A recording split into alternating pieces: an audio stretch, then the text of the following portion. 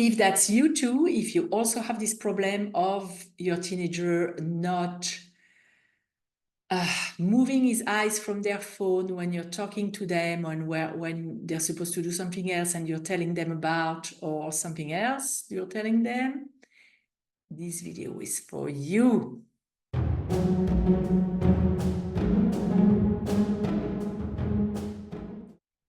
Today, I am answering a dad's question. That's pretty rare. I usually have mom's questions, but I'm very happy to report that today a dad reached out to me. He's new to tapping. He saw one of the videos that I posted before, and he wants to know how to stay calmer, how to not be fully triggered when his son is choosing to stay on his phone instead of answering him when he's talking to him and doing his homework. His email was talking about trying to stay calm when that happens, because when usually it goes into shouting and arguments, and the son is literally just shouting and closing his door on him, and he does not reach the result he wanted for the result he wanted to achieve, let's say. That wasn't very grammatically correct. So we're going to do tapping on staying zen when your teen is on their phone and doesn't react to you when you're talking to them or when you're asking them to do something. Because if you stay centered, first of all, let me tell you, it's way scarier. I remember coming back from a Hay House conference once and being super aligned, super centered. And I don't remember what my kids were doing when I came back home, but it was not something they were supposed to do.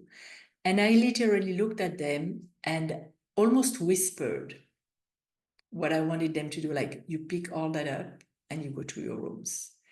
And they freaked out because I didn't yell, they didn't see an expression on my face, and they really got scared. So that's for the little anecdote, that we're way more impactful when our energy is backing up our words and when we are in our center, when we are in our power. So if that's you too, if you also have this problem of your teenager not moving his eyes from their phone when you're talking to them, when they're supposed to do something else and you're telling them about, or something else you're telling them, this video is for you. And I want to know, by the way, the reaction after, when you change. How did your teenagers react differently? So think about it. Connect with what you are experiencing in those moments. Is it anger? Is it annoyance? Is it frustration? Is it sadness? And what happens in your body? What sensations do you have? Like this dad had tightness in his neck and feeling that he was boiling from anger, because it always happens. Or is it something else? And from 0 to 10, where do you fall? Rate it. Rate the intensity of those emotions and those sensations. If you're not sure about the emotion, but you only have the sensation, that's fine too. You go with the sensation. What is true for you? I'm going to use his words, but if you're not feeling anger, if for you the reaction is maybe frustration, annoyance, you replace my words with those words. Or if it's sadness, same thing. And where does it fall in your body? Let's go. Even though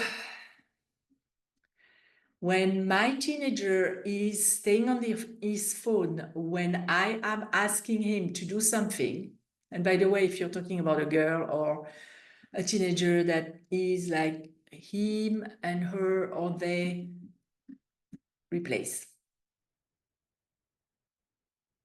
I feel myself boiling from anger. And I have this strong tightness in my neck. I choose to acknowledge what I feel. And I choose to love and accept myself with my reaction.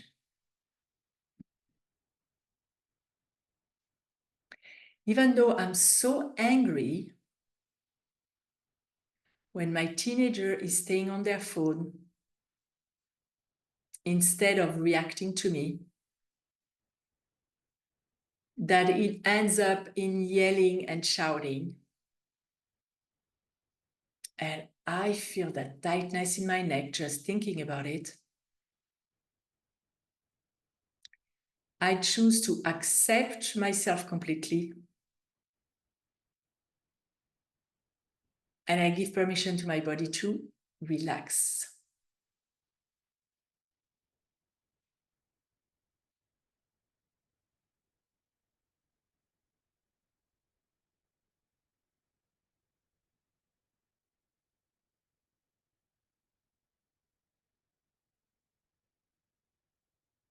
All this anger in my neck.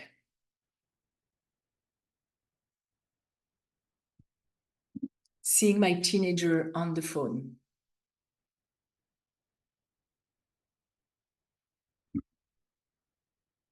This tightness in my neck.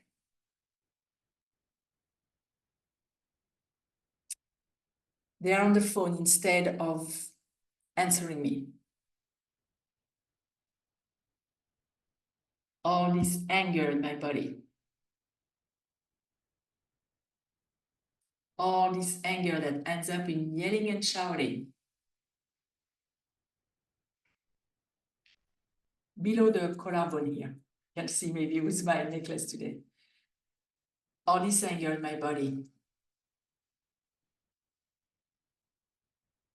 Seeing them on the phone.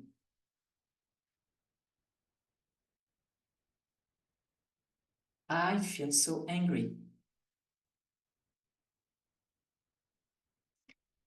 This tightness in my neck.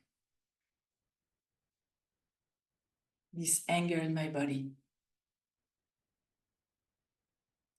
This tightness in my neck. Seeing them on the phone. Seeing them glued to their phone instead of answering me. All this anger in my body. All this tightness in my neck.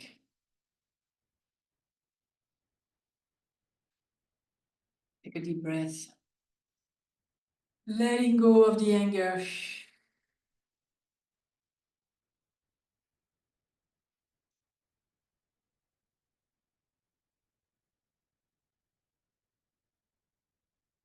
Letting go of the anger.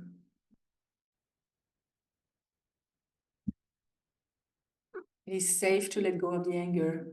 I apologize for my cat. I choose to let go of the anger.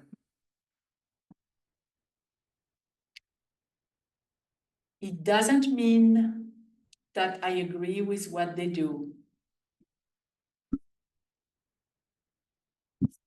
Letting go of the anger.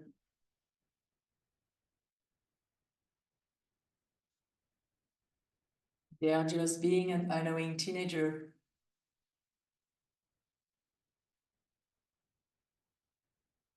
Letting go of the tightness in my neck.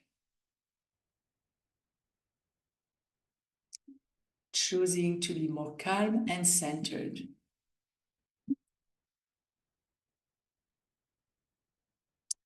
It doesn't mean anything about me as a parent. Or in fact, it means I'm a better parent if I'm letting go of the anger. It is safe to let go of the anger. Letting go of this anger and this tightness. And stepping back into my power. Being more centered and resourceful. To find another way to respond, and have more impact on my teenager.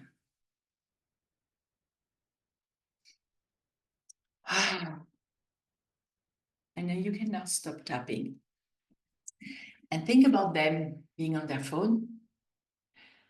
Where is your level of anger or emotional reaction now? If it went down, that's progress. And if it's not down enough, you can redo the tapping. Sorry, if it went up, definitely redo the tapping. Otherwise, you installed an automatic reaction that is the opposite of what you would want. So that's it for today.